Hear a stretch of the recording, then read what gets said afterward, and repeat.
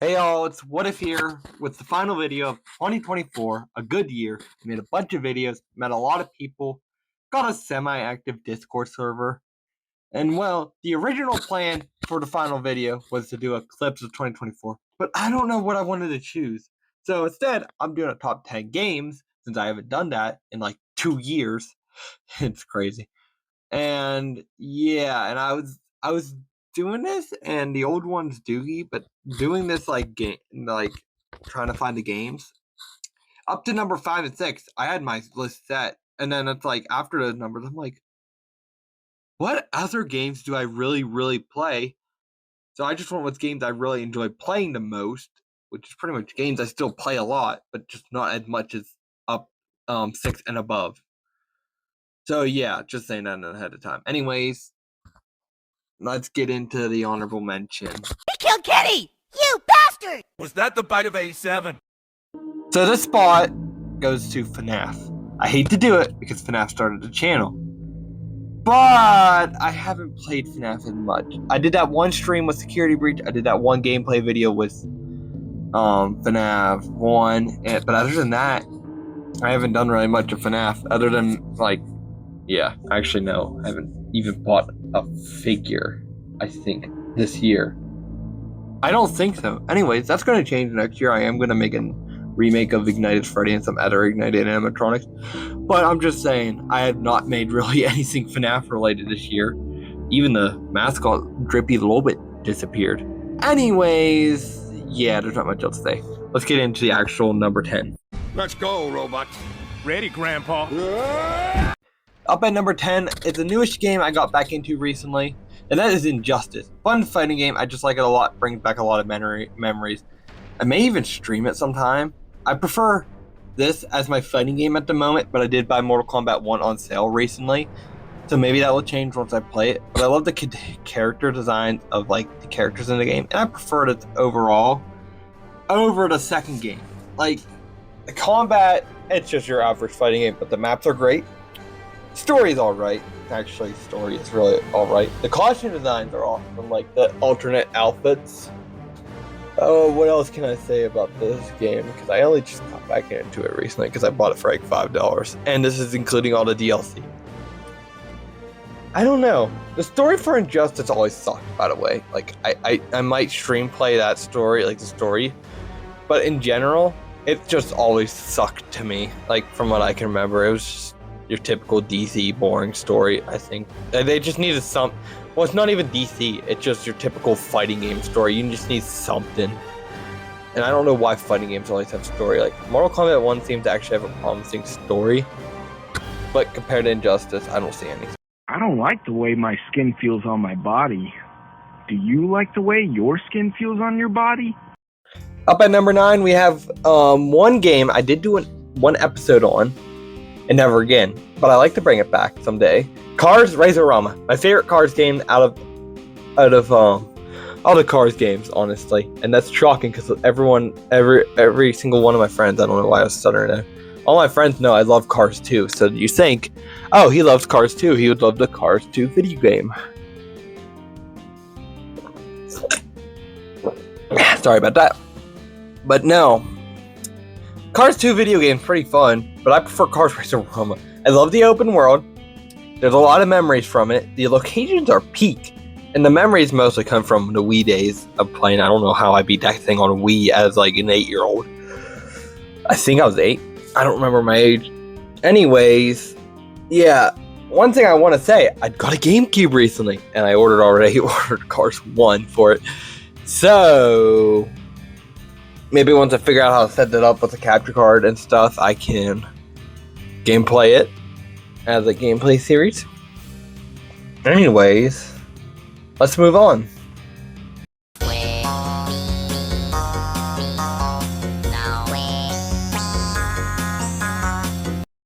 Here's one that's gonna shock y'all all.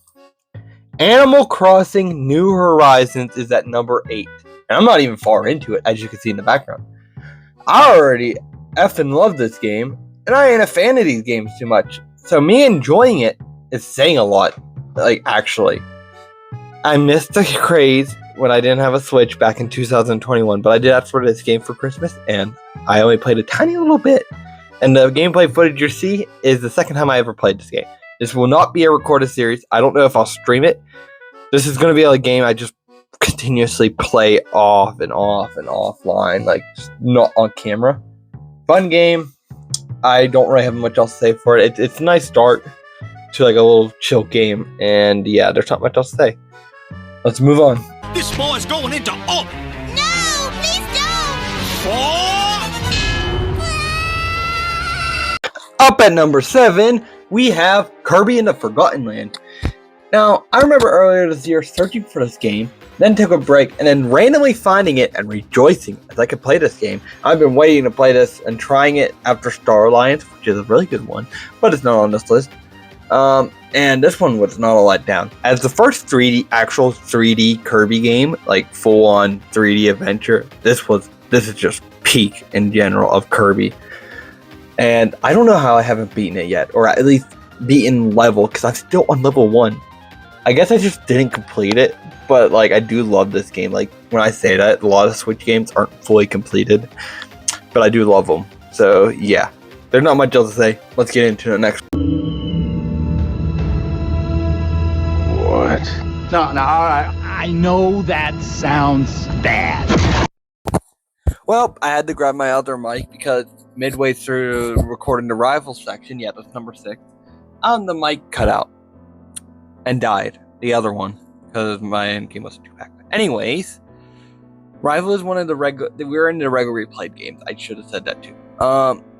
And I just want to say I'm not going to say too much about this section because, well, it's not that I don't want to repeat myself. I didn't even say much before.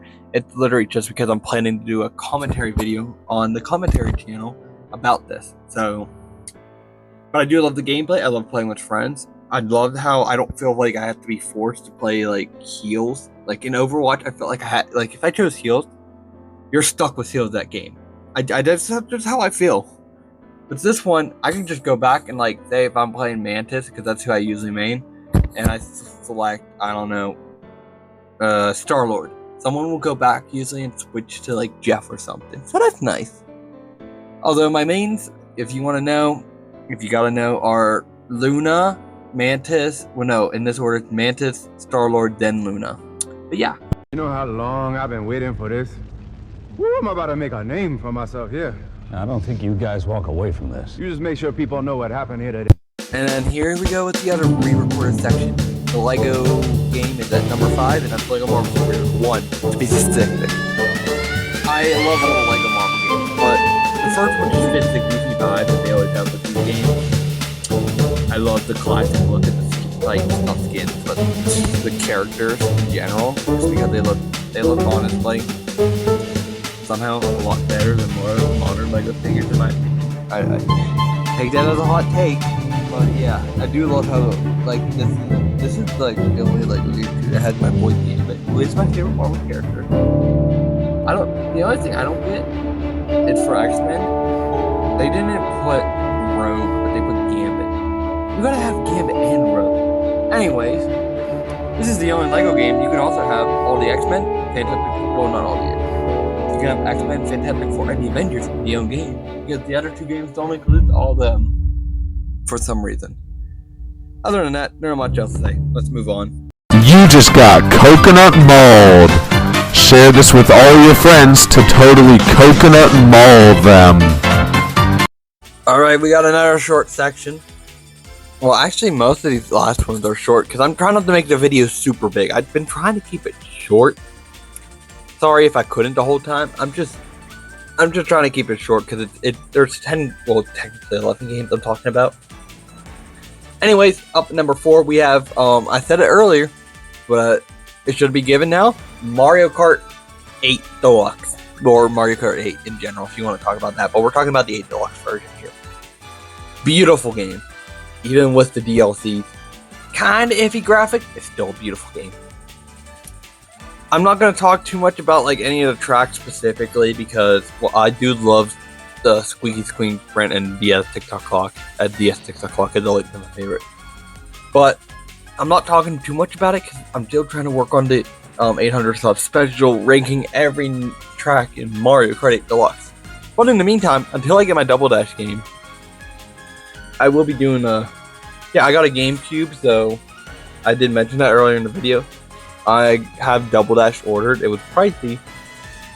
I'm just waiting for that to be shipped, and so I can start playing all the tracks and how should I say this? Do a track ranking. That one won't be as hard as it's only 16 tracks. Anyways, not much else to say here. Cool characters and cool tracks. Up at numbers. Hey, dumb bitch. Get the fuck out. Get the fuck out. Get the fuck out of my house, you stupid bitch. Up at number 3, we are in the most played games territory. The games I play pretty much every week, regardless of how I'm feeling. Like, I'll play at least one of these every week. And this first one, actually no, number 1 I don't play as much, but I still love the hell out of it, and I'll explain why. But first, let's start with this one, and that is Minecraft. I just love survival. That's simple. I love trying to build on survival like a city, and I should have kept going on the OG world. The only reason I didn't is because I started remodeling way too much than I could handle. I don't know why I did. I should have just kept the three wide path. I know it looks bad, but yeah. At least on the new one, I was like, okay, we're gonna start with a city road, so it's just in case I gotta remodel anything I can. And I may limit more, like, to what I can build, but does it look nicer? Oh yeah. Anyways, there's not much else to say about Minecraft. I mean, this is technically my third world because the other world went corrupted because of a power outage. I'm still sad about that. Anyways, I play this like 2 to 3 times a week at least. Even more sometimes. But yeah, I love playing it with friends though, mostly, if I can. Anyways, on to number... I got the Tinder. I just popped my fucking neck. Ow! I want those grippers wrapped around my cock. After dad goes to get milk, it never goes back. Alright, here's a shocker. Fortnite isn't number 1. I know you were expecting it. I play this game every day, yes. I play with friends every day. Pretty much. It's not number 1. I don't care how many hours I have into the game. It will never be number 1. Yes, I played the most. Does not mean it's going to be number 1. I love this game. Yes. I also hate it sometimes. Yes. I love playing ranked reload. Solo. Yes. But just because it's not number 1 does not mean it's one of my favorite games. As I said, the top 3 are the most played games, pretty much. Except for like maybe number 1. I don't play it every week. But like... it's still number 2. You gotta give it some props there. It's number 2 and it's pretty high. I don't know why you were expecting it to be number 1. If you looked at the thumbnail, you would actually know what number 1 is. In my phone call. All right, fine. Tell me about your phone call. Glad you asked. Okay, we got a bunch of dead bodies, right? We got 40,000 people above us. We need a distraction. I called the cops. And that, my friends, is Watch Dogs. Any of my friends know I have an... They call it... So even my friend Mr. Blub said I had an obsession, but... It's not full an obsession. Because I don't have stuff hanging up all over my room. That would be more FNAF if you looked at my room. Or music in general. Maybe. At least by my desk I have a bunch of music posters. And then in my gaming area I have a bunch of FNAF posters. So take that with that information what you will. But Watch Dogs is number 1. It's a story game. Of course it's going to be number 1. I can't just put a multiplayer game in number 1. Regardless of how good it is. I fucking love Watch Dogs. I love the story. I replayed it so many times. To the point where I had to stop myself on a replay. So that way, I can like keep this footage and use it in a commentary video that I'm working on the big channel. Speaking of which, that is coming alongside Cyberpunk. Yeah, Cyberpunk's going to be the new gameplay series starting January sometime. But those are going to go coincide. And I am not stopping the Watch Dogs series until I complete the game. And then once that's completed, I'll be working on the commentary video channel. I have restarted this game like 6 times in 2022. That does not scream most played like game that's not multiplayer, that does not end. I don't know what does. Like, I literally buy it. I'm thinking about buying it on my Wii U. I'm not going to buy it on my PC because I barely use my PC for actual games unless they're made for PC. I literally have it on PlayStation and Xbox. I literally rebought it on PlayStation as soon as I got my PlayStation, pretty much.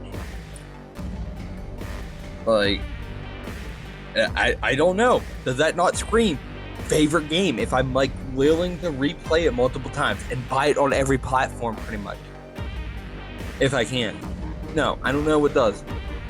Anyways, if you want to use my Fortnite creator code, like in the last section, use code WHATIF in the item shop, and I'll see y'all. Gaining fame, looting chests, finding guns, running fast, taking runs, jumping off the battle bus in the storm. There ain't no fuss, but now there's talk.